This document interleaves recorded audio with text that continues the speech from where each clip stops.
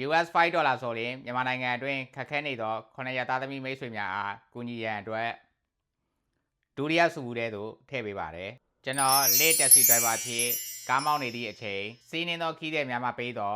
လက်ငင်းငွေသားများတင်မန်းသည်ဖြစ်ပါတယ်ခီးသည်များမှပေးသောတင်မန်းသည်ရရှိသည့်အချိန်တွင်ယခုကျွန်တော်ရှေ့မှမြင်တွေ့နေရတဲ့စုဘူး3ဘူးတဲ့သို့ကျွန်တော်ထည့်ပေးပါတယ် US $1ဆိုရင်ကျွန်တော်အမျိုးသမီးရှင်ကွမ်းကူရဲ့စုဘူးတဲ့သို့ထည့်ပေးပါတယ်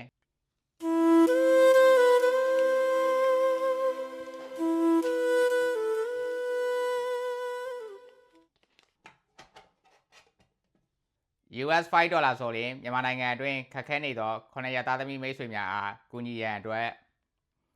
ဒုတိယစုဘူးတဲ့သို့ထည့်ပေးပါတယ်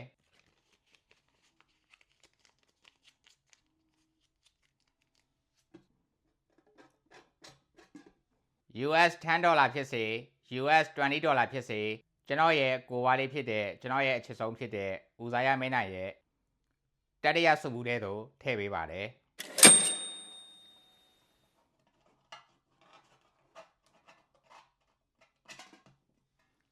ဒီစုဘူး3မှုတဲ့ကဘယ်စုဘူးအရင်ပြေးမလဲဆိုတာတော့ကျွန်တော်မပြောတတ်ပါဘူးပြေးသွားတဲ့စုဘူးဆိုရင်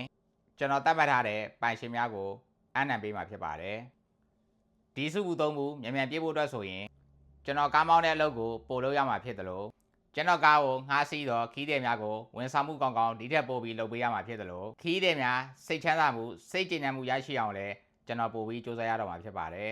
ဒီဗီဒီယိုကိုကြည့်ရှုနေသူမိတ်ဆွေများအနေနဲ့လည်း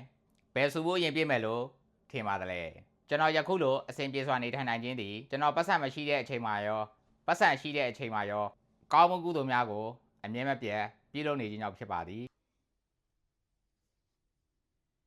ကျွန်တော်ဖြတ်တန်းနေတဲ့ဘဝတွေ့ကြုံများကိုဝေမျှပေးနေတဲ့ထုံးမနိုင်ဖြစ်ပါတယ်အာဆန်